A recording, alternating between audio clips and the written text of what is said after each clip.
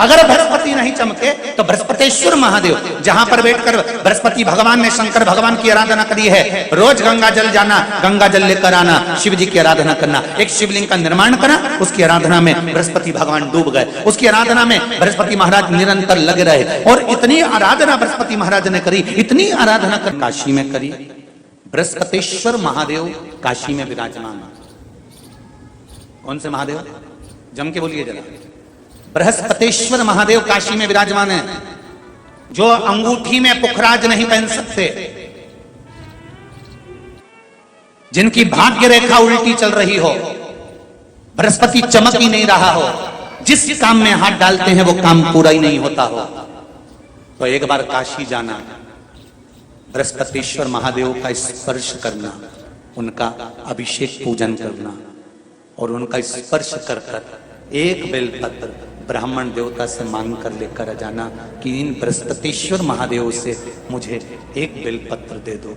तुम्हें पुखराज पहना कि नहीं पहना, हीरा रतन माणिक पहना कि नहीं पहना, वो बेलपत्र इतना चमत्कार कर देगी कि जिंदगी में कभी संपदा की कमी आएगी नहीं। आराधना करी बृहस्पति महाराज ने कि शंकर भगवान सामने प्रकट हो गए। मांगो बृहस्पति, तुमको क्या चाहिए? कुछ नहीं, केवल आपका भजन। नाम रख दिया, तुम्हारा नाम बृहस्पति रहेगा। बृहस्पति भगवान का एक नाम बृहस्पति भी रख दिया और तुम साधारण नहीं रहोगे। तुमने मेरी आराधना करी है तो देवताओं के गुरु बनकर विराजमान होगे। इतनी भी परेशानी चल रही हो, थोड़े दिन बाबा की जो जलाधारी है, इस जलाधारी पर हल्दी का थोड़ा सा लेपन करिए। हल्दी का लेपन कर कर जिस पात्र से शिवजी को जल चढ़ाओगी, उसी पात्र पर अपनी 3 उंगलियों का स्पर्श हल्दी का कर कर फिर बाबा को कुंदकेश्वर महादेव के नाम से जल चढ़ाना प्रारंभ करें। जो हल्दी का लेपन आपने जलाधारी पर करा है, उसी जलाधारी की एक उंगली कलश पर लगाकर लेकर आओ। घर के अंदर जब प्रवेश करो या व्यापार में प्रवेश करो तो जो कलश पर हल्दी लगाकर लाए हो, वही दरवाजे के ऊपर थोड़ी सी मात्रा में कुंदकेश्वर महादेव के नाम से लगाना प्रारंभ कर दो। कैसी भी चिंता हो, 7 से 8 दिन में वो चिंता समाप्त होगी। पूजा में 2 चीजों का होना बहुत जरूरी है, बहुत ध्यान देना। एक, जब कोई भी विद्वान ब्राह्मण आपके घर में पूजन कराने आते हैं, कोई भी विद्वान ब्राह्मण जब आपके घर में पूजन करते हैं, कोई विद्वान ब्राह्मण जब आपके घर में पूजन करने के लिए आते हैं, पूजन कराते हैं, सबसे पहले दीप प्रज्वलित करते हैं। क्या प्रज्वलित करते हैं? दीप। आप भगवान के मंदिर में जब पूजन करें, आप जब अपने घर में भगवान की जब पूजन करें, तो आप स्तुति, पाठ, मंत्र, साधना, जप, अनुष्ठान सब बाद में, सबसे पहले एक दीप प्रज्वलित करें। पूजन में दीपक होना बहुत जरूरी है। और दूसरा है, ऐसी कोई पूजन नहीं जिसमें महादेव नहीं। अगर जिस पूजन में शंकर नहीं होंगे, वो पूजन कोई देवता स्वीकार नहीं करता, कोई देवता स्वीकार नहीं करेगा, उस पूजन का कोई फल नहीं जिसमें शिव नहीं है। अब अभी तक 2 भार इंद्र के पास में थे, बहुत ध्यान देकर समझना ये नवग्रह कथा को। 2 भार थे इंद्र के पास। इन कौन से पद थे? जम के बोलो जरा। पहला पद देवराज इंद्र का, दूसरा पद देवगुरु, देवगुरु का पद भी इंद्र के पास में था और देवराज का पद भी इंद्र के पास में था। ये 2 पद जब होता है साधारण भाषा में, आप ले लीजिए, किसी के पास में अध्यक्ष का पद भी है, किसी के पास में और कहीं का पद भी है, 2-3 पद उसके पास में विराजमान है, तो उसके पास में 2-3 पद अगर विराजमान है तो फिर उससे अगर एक पद ले लिया जाता है तो उसको अहंकार आ जाता है, उसको गुस्सा आ जाता है कि बताओ अभी तक तो मुझे पूछा जा रहा था, अब तुम तो वो पद पे भी जान दो। जैसे तुम किसी कुर्सी पर बैठे हो, कथा सुन रहे हो और इतने में कोई रिश्तेदार बाहेती जी का आ गया और तुम बढ़िया आराम से बैठे थे, और बैठे बैठे इतने में बाहेती परिवार से कोई आया और उसने तुमको उठाया, प्लीज थोड़ा सा, और तुम्हें उठाकर दूसरी जगह बिठा दिया और उन्होंने अपने वाले को कुर्सी पर बिठा दिया। अब बोलो, जो उठा, जिसको उठाया जाता है उसका भगोने जैसा मुंडा हुआ कि नहीं हुआ? अरे बोलो तो, अपन दूर कथा नहीं जाते, कथा अपने ऊपर लेके चलो कि अपन कैसे समझें इस कथा को। बहुत अगर गहन तत्व की कथा सुनेंगे तो समझ में आएगी नहीं। यहाँ से सुनी, यहाँ से निकाल दी, बच्ची कुछ ऊपर से निकल गई और मालूम पड़े थोड़ी देर बाद माताएं कुर्सी पे बैठी बैठी अब फिर तो अपन तो अपने पर लेकर चलो ना, कि जैसे कोई आप कुर्सी पर बैठ गए और इतने में इनके रिश्तेदार कोई आए और आने पर उन्होंने कहा दिया तुम यहाँ से उठो दूसरी जगह जाके बैठो, इतने में तुमको बुरा लग गया, बुरा लगा, मुंह भगोने जैसा हो गया, गुस्सा आ गया। उसी तरह इंद्र के पास में दो सत्ता थी, एक देवराज इंद्र थे और दूसरे गुरु का पद भी इंद्र के पास में था। देवताओं के गुरु बनकर इंद्र घूम रहे थे, पर अब उल्टा हो गया। शंकर भगवान ने बृहस्पति महाराज को देव गुरु बना दिया। अब जैसे देवगुरु बनाया तो इनका इंद्रदेव का मुंह, अरे वो बोलो तो तुम भगोड़ ऐसा हो गया, कुर्सी उतरी कि मुंह भगोड़ा, तो गुस्सा तो गुस्सा। इतने में इंद्र ने, बृहस्पति महाराज देवगुरु बन गए, इंद्र सिंहासन पर बैठे थे, अप्सराओं का नृत्य देख रहे थे। वहीं से देवगुरु बृहस्पति का आगमन हुआ। बृहस्पति महाराज जैसे ही आए तो इंद्र तो सिंहासन पर बैठकर पूरा अप्सराओं का नृत्य देख रहे थे। उनको देवगुरु बृहस्पति से मतलब ही नहीं था। कोई स्थान नहीं, कोई सम्मान नहीं, कोई आदर नहीं, कोई आदर नहीं। जिसको घर के बड़े बुजुर्ग सम्मान देते हैं, घर के बच्चों का भी फर्ज है कि उसका सम्मान बच्चे करें। सही है कि गलत है? घर के बुजुर्ग उसका सम्मान दे रहे हैं ना, घर के बड़े उसका सम्मान कर रहे हैं ना, तो घर के बच्चे कहते हैं नहीं वो तो हमारे लिए गलत सोचता है, हमेशा हमारे लिए अपशब्द बोलता है, हमेशा आड़ा टेढ़ा बोलता है। तो घर के बुजुर्ग कहते हैं तुम्हें क्या करना है, जब हम सम्मान दे रहे हैं तो तुम भी दो, हम आदर कर रहे हैं तो तुम भी करो। बृहस्पति महाराज का सम्मान नहीं हुआ। बृहस्पति महाराज वहां से उठकर चले गए, बोले नहीं। जो समझदार होता है वो तुरंत कह देता है कोई बात नहीं, मैं चले जाता हूं। कोई मुख पर क्रोध नहीं, कोई चिड़चिड़ प्रवृत्ति नहीं, कोई अपशब्द नहीं। एक बात मैं आप सबको कहना चाहूंगा, किसी जगह पर यदि आपका अपमान हुआ है, बहुत ध्यान देना जरा, कथा थोड़ी भारी है पर समझ लोगे आप। किसी जगह पर यदि आपका अपमान हुआ है तो आप भगवान शंकर को धन्यवाद देना कि मैंने पूर्व में किसी का अपमान करा होगा तो मेरा हिसाब आपने इतनी जल्दी बराबर कर दिया है, इतनी जल्दी बराबर कर दिया। ये थोड़ा सा अपमान मेरा कराया, मेरा हिसाब बराबर हो गया। कोई गाली दे रहा है, देने दो, शंकर भगवान को धन्यवाद देना, बाबा बड़ी कृपा करी, मैंने पूर्व में इसको गालियां दी होंगी, अपशब्द कहा होगा तो इसने मुझे पलटकर गाली दे दी, अपशब्द कह दिया। ये तेरी कृपा है, ये तेरी दया। और जब तक तेरी करुणा, तेरी कृपा, तेरी दया नहीं हो तब तक कुछ हो ही नहीं सकता। तेरी कृपा।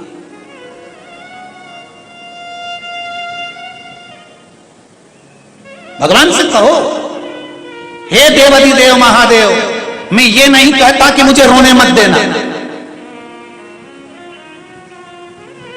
क्योंकि कर्म का भोग तो मुझे भोगना पड़ेगा। देवाधिदेव महादेव से कहो, हे देवाधिदेव महादेव, मैं ये नहीं कहता कि मुझे रोने मत देना, पर इतना जरूर कहता हूं तेरे सिवा किसी दूसरे के आगे झुकने मत देना, बस इतनी कृपा कर। तुमसे पूछे कि सत्यनारायण जी की कथा कहां से निकली है तो आप बता सकते हो स्कंद पुराण से निकली है। स्कंद पुराण में सत्यनारायण भगवान का चरित्र वर्णन किया गया।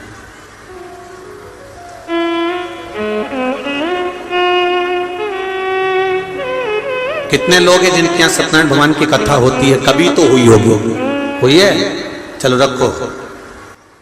सत्यनारायण भगवान की कथा कौन सी है? पंडित जी जब भी कथा सुनाते हैं उसमें 5 अध्याय सुनाते हैं। बोलो। पहला अध्याय सुनाया,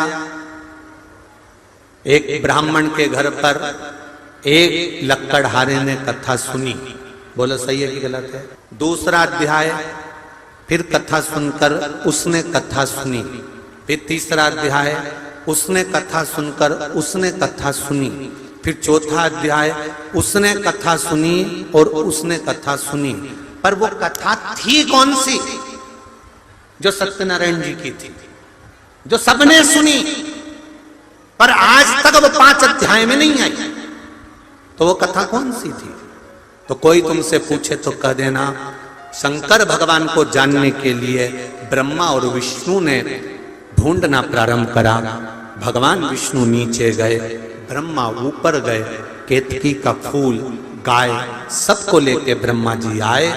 नीचे खड़े हुए भगवान विष्णु से ब्रह्मा जी ने पूछा कि तुम्हें भगवान शंकर के चरण मिले? तो भगवान विष्णु ने कह दिया कि मुझे चरण नहीं मिले।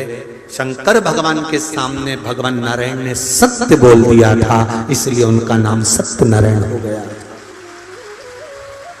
तब भगवान विष्णु ने जैसे ही सत्य बोला तो 33 कोटि देवताओं ने पुष्पों की वृष्टि करी, हाथ जोड़कर स्मरण करा, स्तुति करी।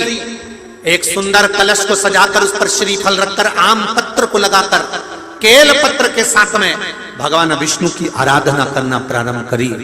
और भगवान विष्णु की जब आराधना करी तो यही आराधना जब करना प्रारंभ करे तब उनको कदली फल मेवा का भोग लगाया, क्योंकि तुमने सत्य बोला है। सत्य बोलने वाले की पूजन संसार में होती रही है, इसलिए भगवान नारायण की उस दिन से पूजन प्रारंभ हो गई। अब कोई तुमसे पूछे कि सत्यनारायण जी की कथा कौन सी थी, तो तुम बता देना कि कथा ये थी, और वो 5 अध्याय तो कथा के क्रम के।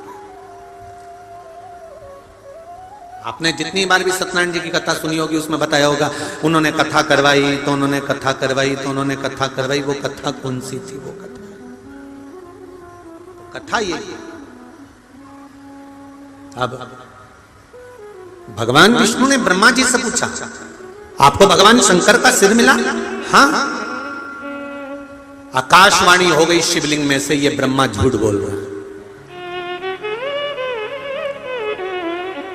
दुनिया के सारे मंदिर में, दुनिया की सारी भूमि पर, दुनिया की सारी जगह पर जाकर झूठ बोलोगे चल जाएगा, पर शंकर भगवान के सामने झूठ बोलोगे तो जिंदगी नरक जैसी निकल जाएगी, पूरी जिंदगी।